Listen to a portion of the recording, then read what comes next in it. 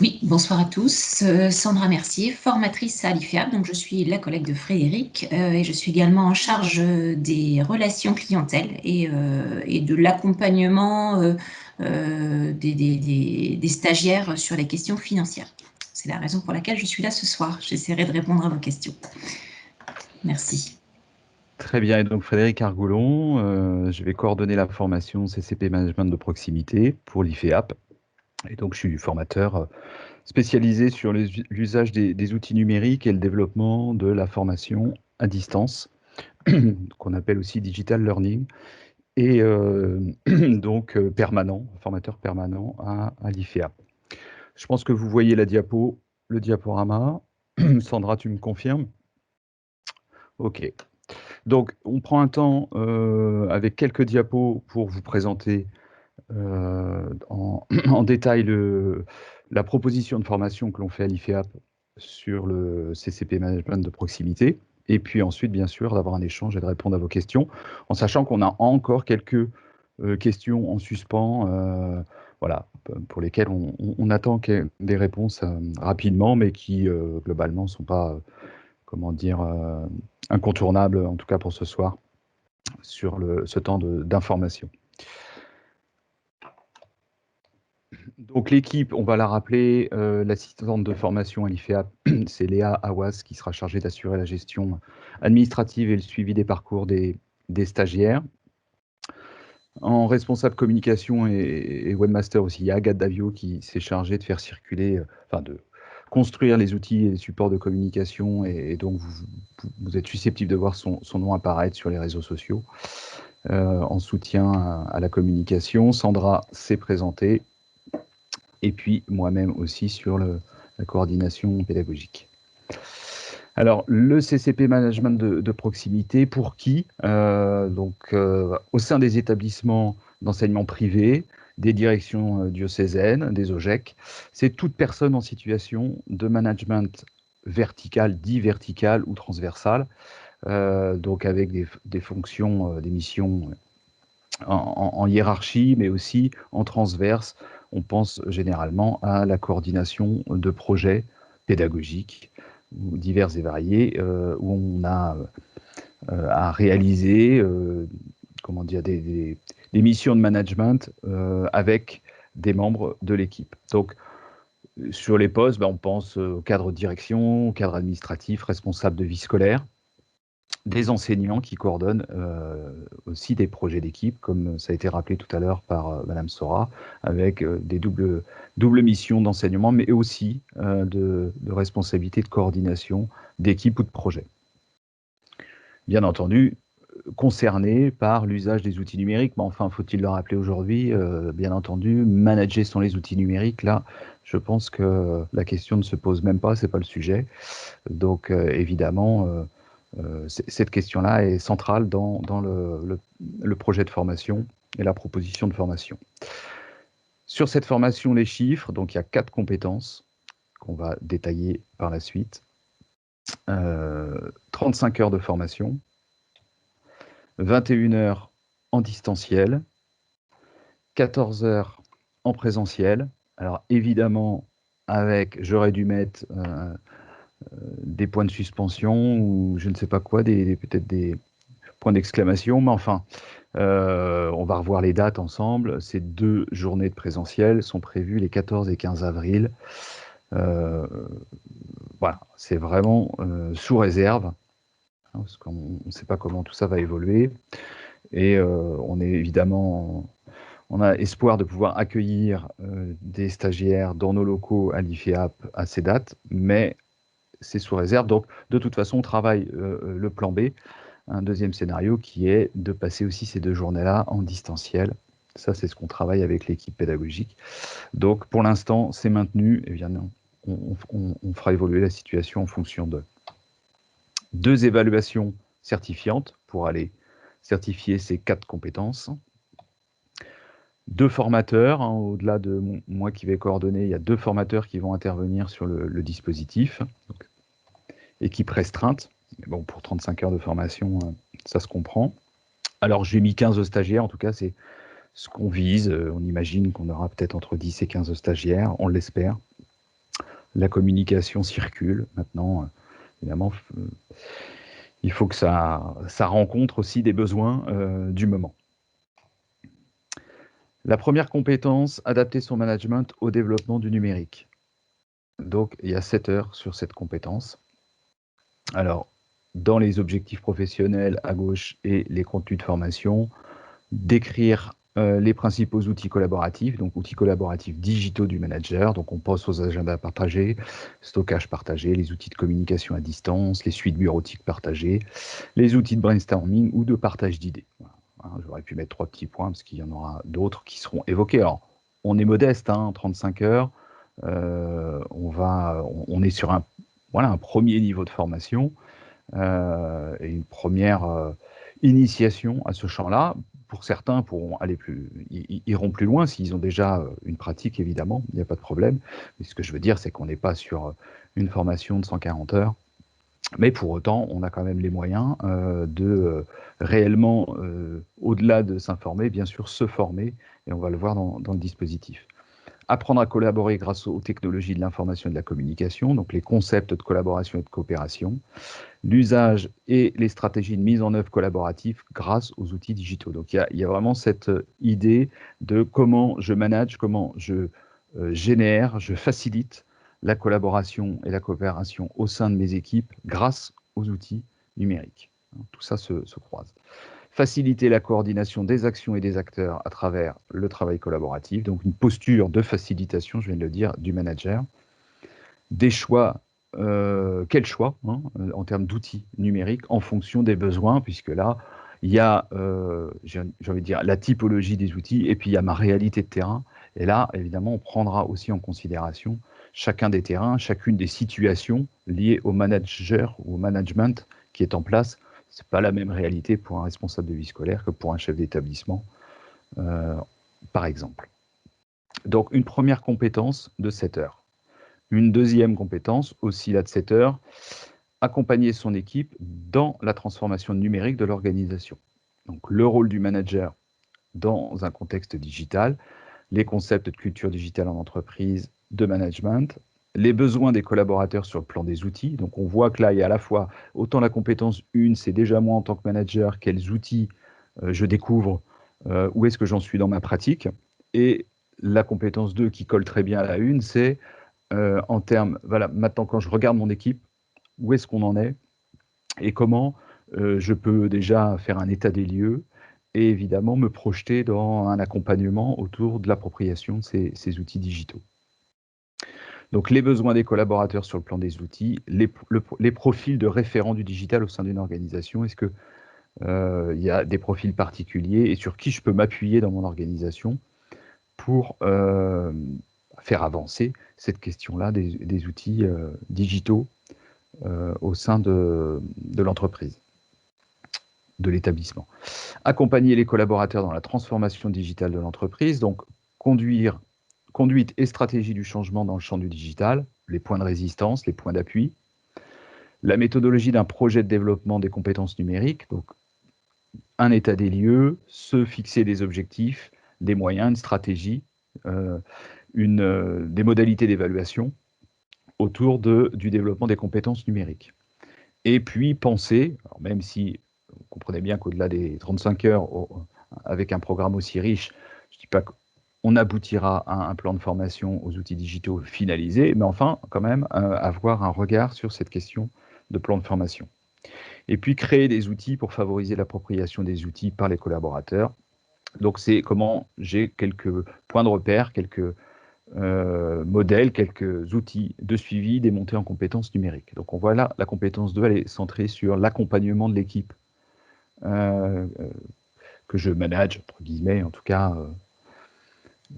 au sein de mon établissement et avec qui je travaille au quotidien. Donc compétence 1, compétence 2 qui sont liées, je l'ai dit.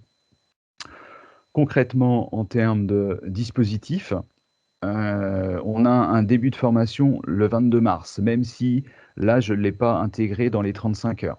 Mais on aura un webinaire de lancement, ça veut dire que le groupe est constitué, les inscriptions sont faites, et le 22, on peut se retrouver pendant environ 1h30 pour redétailler, répondre à de nouvelles questions sur la formation, se découvrir aussi les uns les autres en tant que groupe.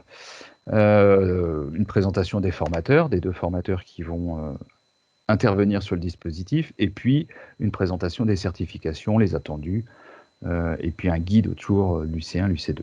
Donc ça, c'est un peu en off.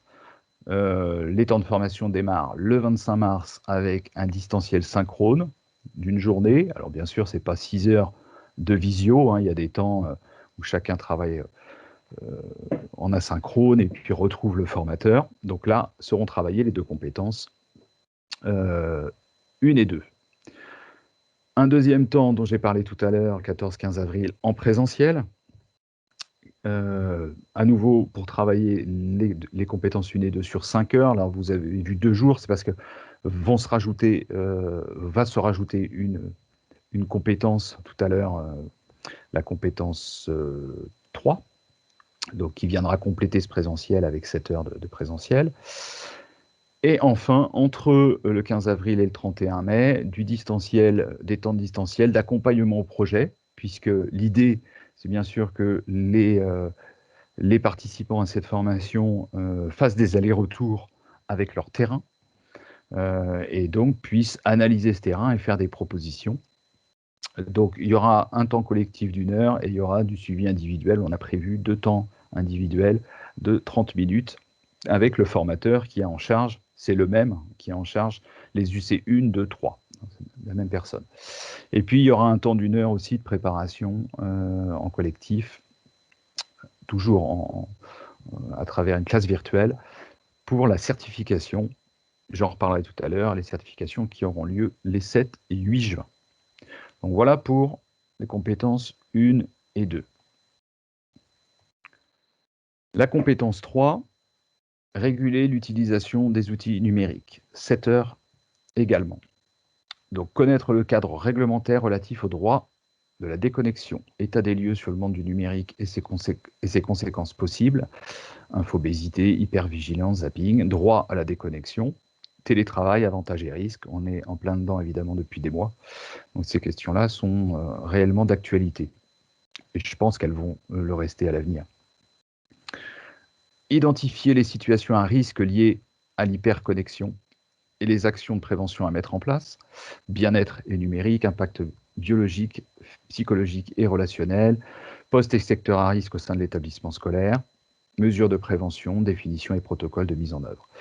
Mettre en pratique un bon usage des outils numériques, donc élaboration d'une charte, d'un accord sur les modalités de déconnexion mises en place, procédures et outils de suivi de l'application des bonnes pratiques, les envois d'emails, de messagerie interne.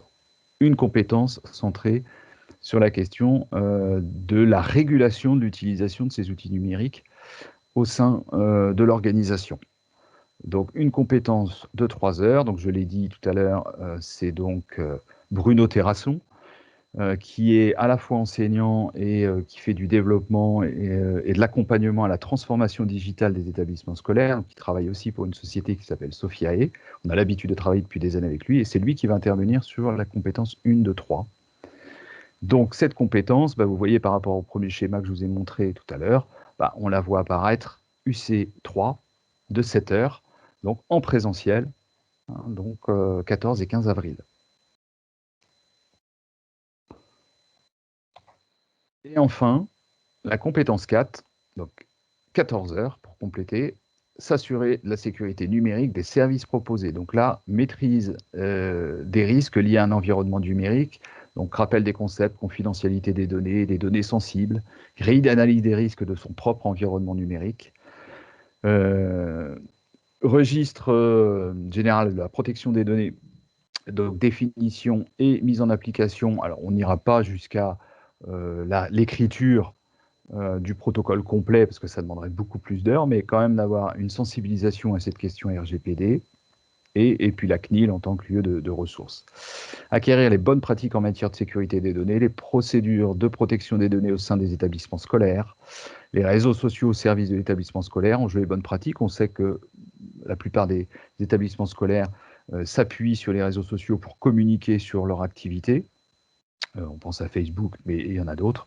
Voilà, quelles sont quand même les bonnes pratiques? Parce que ici, les réseaux sociaux sont des espaces où on est on peut déposer des données sensibles, et donc quelles sont les bonnes pratiques au regard de ces questions. Stratégie de déploiement et d'adoption des bonnes pratiques au sein des établissements scolaires. Développer la vigilance numérique des collaborateurs, donc les mesures de protection contre les risques, définition de protocoles par l'établissement et procédures de mise en œuvre portées par le manager. On travaillera à partir d'études de cas. Donc effectivement, les collaborateurs sont amenés à gérer, à utiliser des données sensibles liées au personnel, liées aux élèves, liées aux familles. Donc, qu'en est-il concernant des mesures de protection pour ces données? Et puis enfin, protéger les données personnelles et les données de l'entreprise, typologie des risques numériques et la protection de ces données personnelles et professionnelles dans le cadre des outils, de l'usage des outils en ligne ou hors ligne. Je l'ai évoqué sur la question des réseaux sociaux, mais c'est aussi le cas sur les comptes Office, par exemple, quand l'entreprise a des comptes Office. Qu'en est-il des données et des documents qu'on partage à travers ces outils numériques collaboratifs? Pour compléter le déroulé de la formation, donc on voit apparaître toute la partie orange qui concerne la compétence 4. Donc là, il n'y aura pas de présentiel, on sera en distanciel, soit à travers deux classes virtuelles, une le 6 avril et une autre le 28 mai. Et puis, on s'appuiera sur la plateforme de l'IFEAP, la plateforme Moodle, qui permet de créer des parcours asynchrones, donc des ressources, des activités que l'on peut faire quand on souhaite. Là, l'intérêt de l'asynchrone, c'est que on le fait quand on a du temps disponible ou quand on est disponible dans sa tête, j'ai envie de dire, pour le faire. Donc là, chacun peut s'organiser et bien sûr, on se donne des dates butoirs. Mais voilà, cette plateforme peut héberger un certain nombre de ressources et de contenus de formation qui seront distribués. Donc là, on est sur une dizaine d'heures entre le 22 mars et fin mai. Je termine avec les deux certifications dont je vous ai parlé. Donc une première certification pour les compétences 1 et 2, qui aura lieu le 28 juin. Donc la modalité, c'est une présentation à distance, donc en visioconférence avec un jury de 2 personnes. Donc, en s'appuyant sur 5 à 10 diapositives et une présentation d'une demi-heure environ. Donc, l'évaluation de la compétence 1 s'appuie sur la présentation d'un projet réalisé dans le cadre de son activité professionnelle. Alors, là, il y a une amplitude de formation d'un peu plus de 2 mois. 2 mois, oui, un peu plus de 2 mois. Donc, bien entendu, il ne s'agit pas de développer un projet trop grand, mais l'idée, c'est plutôt, est-ce que j'ai mis en œuvre au moins 2 outils numériques, alors, qui étaient peut-être déjà présents, mais que j'ai améliorés, dans le cadre de mes missions de manager. Donc, il y a une présentation de ces outils, puis un échange, bien entendu, avec les évaluateurs, le jury. Et puis, l'évaluation de la compétence 2, qui est intégrée. Dans les 30 minutes, il y a la 1 et la 2, et dans les 30 minutes, il y a les 10 diapos. Donc là, c'est un peu la suite. Présentation d'un plan d'action destiné à accompagner l'équipe dans la transformation numérique de l'organisation. Donc, est-ce que j'ai déjà, pendant ces 2 mois, mis en place quelques réunions de sensibilisation et surtout, à l'avenir, comment je projette cette question-là dans les, dans les moyens et long terme au niveau de mon organisation. Enfin, la compétence 3 et 4, là, une certification qui aura lieu le 7 juin. Donc, je vous rappelle, la compétence 3 et 4, on est plutôt centré sur la 3, les questions de déconnexion, et la 4, la sécurité des données. Donc là, on sera sur un questionnaire à choix multiples qui sera réalisé en ligne sur une plateforme. Donc, les 2 certifications se font, elles aussi, en distanciel. Donc là, je vais rappeler simplement sur la partie droite la certification, les 2 certifications qui auront lieu les 7 et 8 juin. Alors peut-être, avant qu'on passe sur l'autre diapo, ce que je vous propose, j'ai beaucoup parlé, j'espère pas trop vite. L'idée, c'est que, au moins sur la présentation pédagogique, de répondre à vos questions ou d'accueillir vos remarques Donc n'hésitez pas à ouvrir vos micros pour qu'on ait un échange sur vos questions.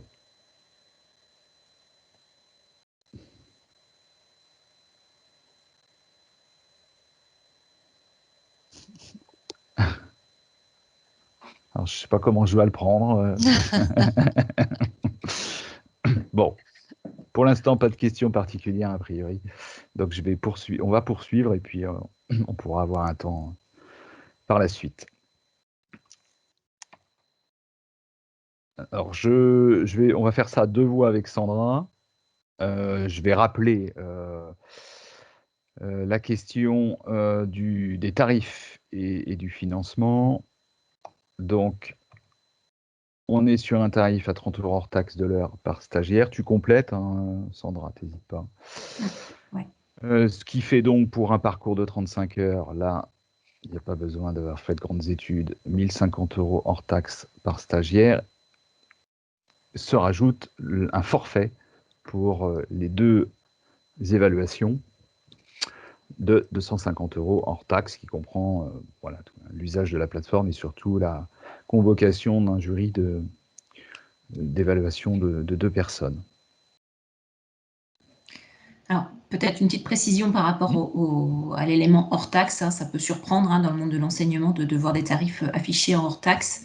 Ce CCP, pour l'instant, est effectivement plutôt orienté vers le monde de l'enseignement, mais pourrait potentiellement évoluer vers le monde de l'entreprise. Et auquel cas, voilà, on nous demanderait sans doute d'afficher des tarifs en toute taxe comprise. Donc voilà, c'est la petite subtilité, mais effectivement, voilà, ce seront ces tarifs-là qui vous seront facturés si vous êtes effectivement salarié d'un établissement d'enseignement. On est bien d'accord, le forfait pour l'évaluation, c'est une fois 250 €. C'est pour la globalité de l'évaluation. Tout à fait. Oui, Ouais, tout à fait. d'accord. Tout à fait, c'est un forfait pour Donc les ça deux. fait un parcours à 1300. C'est ça. Ok. Oui. Tout à fait. Alors là, on rappelle, ça fait partie des questions qui ne sont pas toutes finalisées, hein. Il y a différents types de statuts dans les établissements d'enseignement privé. Certains dépendent de l'enseignement agricole, d'autres éducation nationale. Il y a des statuts de droit privé et des statuts de droit public. Alors, je n'en suis pas un spécialiste, donc vous me pardonnerez, mais... Donc il faut rajouter conseiller Formeris sur votre diapo. Alors sur ma diapo, je l'ai mis, mais plus loin. Bien. Alors, Mais c'est ça aurait peut-être une pu aussi erreur. apparaître sur la ligne du haut. Ça aurait pu EN, apparaître sur la ligne voilà. de haut, très bien. Statut droit privé, éducation nationale, d'accord. Ok. Oui, Donc si on ça. a des, ouais. Ok. Bah, Si voilà. on a des enseignants EN, c'est forcément Formiris. C'est Ouais. ça. Ouais. Ouais. Soit sur du statut public ou privé. Bah, privé, on commence à renseigner aussi. Donc après, on redirige. Il y a la mission de conseil et puis après, il y a la prise en charge. Donc en tout cas, merci à vous pour ceux qui ont complété aussi les infos. On vous souhaite une très bonne soirée et à très bientôt. Merci, au revoir. Merci, au revoir. Merci. Merci beaucoup. Bonne soirée à vous.